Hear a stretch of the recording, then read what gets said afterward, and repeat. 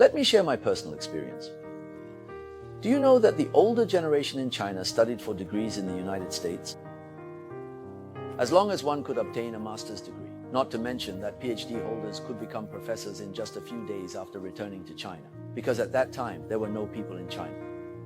So those who studied abroad could immediately become principals, elementary school principals, and there were celebrities everywhere. But now, at top Chinese universities such as Zhejiang University, Peking University, and Tsinghua University, you are a postdoctoral researcher at Harvard.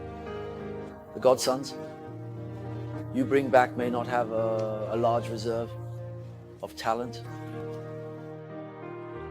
but I still want to talk about the pagoda tip. Our current issue is the talent we are attracting. I believe the middle part is relatively abundant, and the starting point should also be quite high. However, have we really brought back the best talents from the United States, including Chinese individuals? I think we shouldn't be overly confident or blindly say yes. Why? The top talents are still in the United States. The Chinese government and our various schools are not unwilling to spend money, but I think I might be a bit traditional about this. I have talked a lot about this issue recently. I have been thinking about why, during the war years, those wealthy young men from Shanghai's Bund were willing to go to the impoverished Yan'an. What about Ding Ning and Chen Qinghai? Why were these literary artistic figures able to give up some favorable conditions? At the foot of the Pagoda Mountain, do you know there is a Dunhuang figure named Chang Shuhong? Why could artists return to the wartime capital Chongqing from France? The former wives and generations went to Dunhuang. In the depths of the desert, people cannot survive. Therefore, we must recognize the realm of talent and knowledge.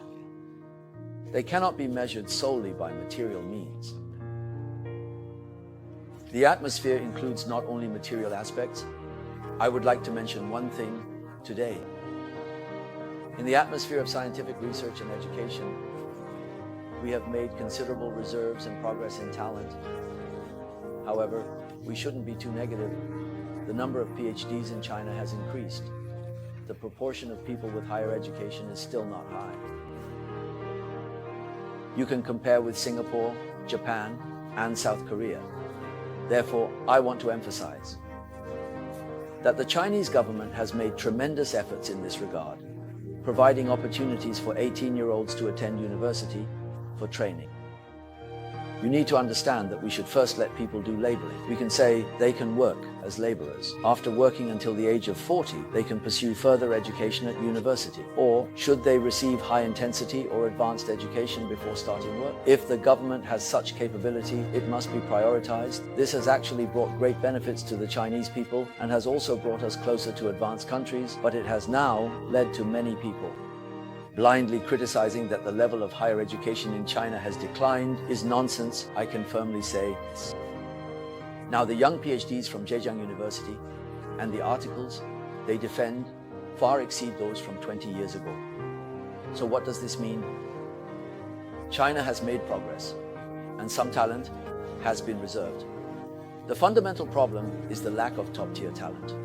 The most significant comparison is with the United States. It is in terms of top-tier aspects